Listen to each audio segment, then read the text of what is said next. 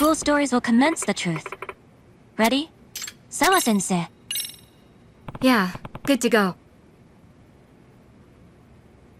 Well then, let's look back on each incident the MRC investigated so we can hopefully gain a better perspective.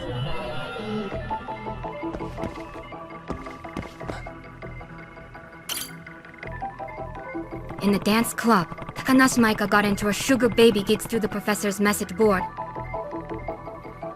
This was what led us to discovering the actual site on the dark web. Students post on the site by using an exclusive browser and register by using their student IDs. As such, we have come to the conclusion that the professor has a very advanced knowledge of computer networking and programming. That... or he's got someone on his crew with the knowledge. As for Takanashi-san's motive for becoming a sugar baby, that was a rather unexpected development.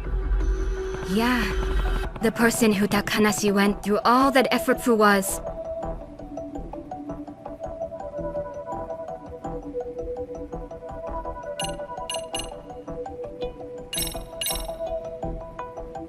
Idokura Kotoko. Last semester, Idokura was the chairman of the cultural festival committee. Takanashi was a member of that committee too. The other members got sick of Idokura's poor attitude and eventually began ignoring her. By the end of it, everyone had turned their backs on her. That had to have been rough. At any rate, the result was a colossal failure of a culture festival, and Idokura-san hasn't been seen in class ever since. Thus, the identity of the dance club Sugar Baby was revealed, but the case didn't end there. Someone by the username of Dancing Bunny posted a request for a physical assault of Norizuki-san, captain of a rival dance troupe, and the person who requested the hit turned out to be a bit of a surprise to us. The true identity of the poster who requested the attack on Yuri and Norizuki is...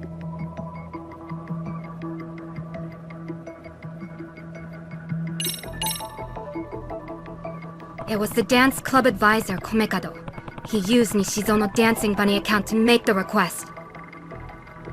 What we can deduce from this is that the professor's motive behind his machinations are not actually monetary in nature. That does make me wonder what the professor's criteria is for selecting posts.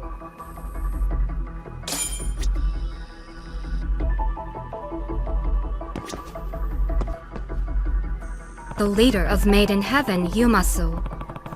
He went from the disciplinary committee to a biker gang practically overnight. It turned out that Suo-kun's mother had forbade him from participating in motocross, so he was doing what he could to suppress that desire of his while still having an outlet for it.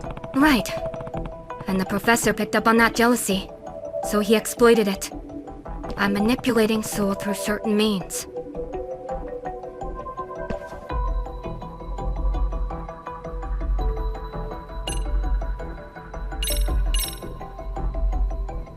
Apparently, he was tipped off by a letter found in the committee's suggestion box. From a prof. Him. Pretty safe to say that was the professor. This was supported by the fact that the letter was dropped off directly in the committee's suggestion box. Since it's located on campus, I find it highly likely that the professor attends or works at our school. We must not forget, though, there was one more key figure in this case. An individual connected to the Neo Keihin gang. Yeah, and that would be...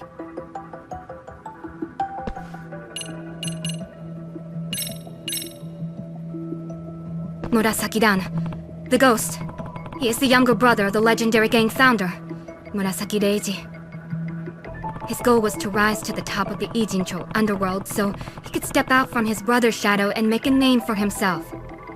Koka, the Neo Keihin gang leader, took notice of him and used his ambition for their own gain. They were trying to make up for their lack of heavy hitters by making Murasaki-dan the rep of Made in Heaven and recruiting him to the Neo Keihin gang. This Koka really must have wanted to win the professor's favor, given how he thought of this as a sort of offering to the professor.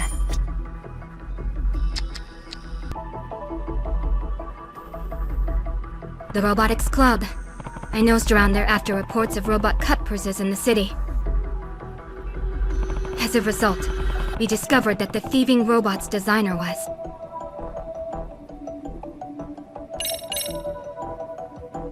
Kurumasaki-kun. To be honest, I had suspected Okitakawa-kun. It's a shame I misjudged the truth. Luckily, we were able to get our hands on something juicy at that lab. A key piece of evidence that points towards the professor's motive behind instigating all this criminal behavior.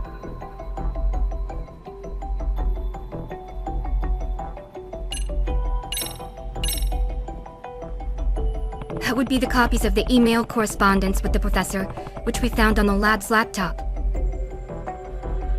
The professor was explicitly plotting with the Neo-Keihin gang to turn Kurumasaki-kun and 7 other specific students to the wrong side of the law. So, 8 students total. We still don't know why he chose them.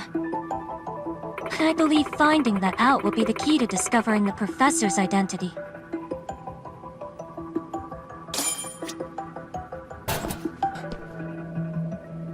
The Todoroki Boxing Gym. This is the payback boxer case. Some masked kid kept picking fights with martial arts experts and other rough and tumble types out on the streets. And in the end, we figured out who he really was.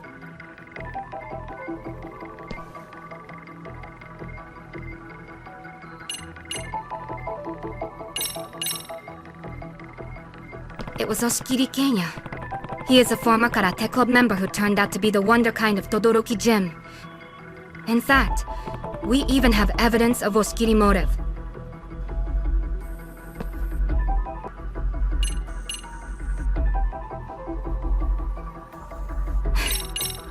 Oshikiri only entered the Genbukai to try and overcome his fear of his father. Oshikiri Futo. Problem is, he found out that all his fights were fixed in his favor. His champion status was a setup for the shoriners to line their pockets. And he learned it from the professor, who sent him all the evidence he needed to see the truth for himself. Which leads us to the question. Why would the professor reveal his own hand like that? Had this news of match-fixing leaked to the public, people would stop betting. The Genbukai racket would be done for. We can at least assume that money is not the motive. Looks like the professor's motive is a major key to solving this case.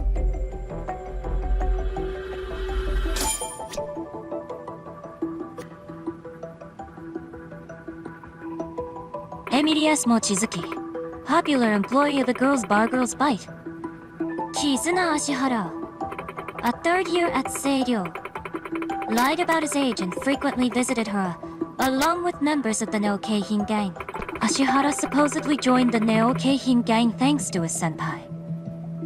That was the unique part of this case. Ashihara had no contact whatsoever with the professor. In other words, he was not one of the professor's targets for delinquency. However, Ashihara happened to overhear some key info about the professor while he was at the Neo-Keihin gang's hideout. Yeah. When Koka hung up after a certain phone call, he muttered something to himself.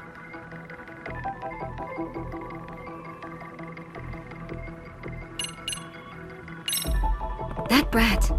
Supposedly, that's what Ashihara heard Koka say. The fact that he said brat must mean the professor is quite younger than Koka. He is most likely around 40, so we can expect the professor to be in his teens, maybe early 20s.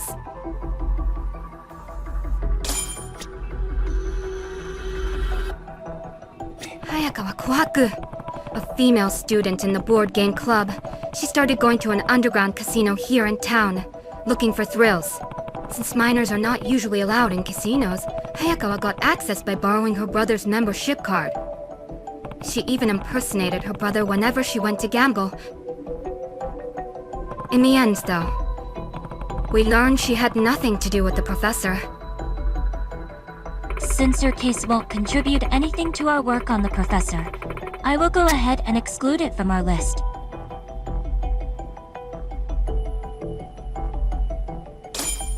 Sambo Matsukenya, the head of Seiryo High Sports Club. He cheated in competitions with a tool-assisted joystick. He seems to have acquired the program in his joystick from the professor. And it's apparently too advanced for any normal high school student to have developed it. Which would mean the professor has unusually high technical skills.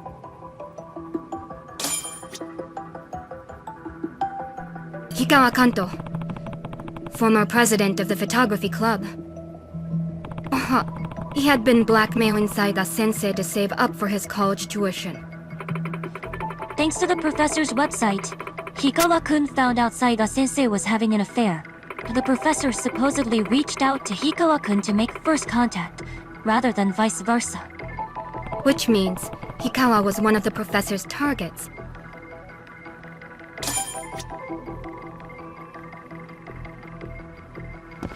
Shinosuke Shikishima, leader of the Yijincho Hans, a local skateboarding community.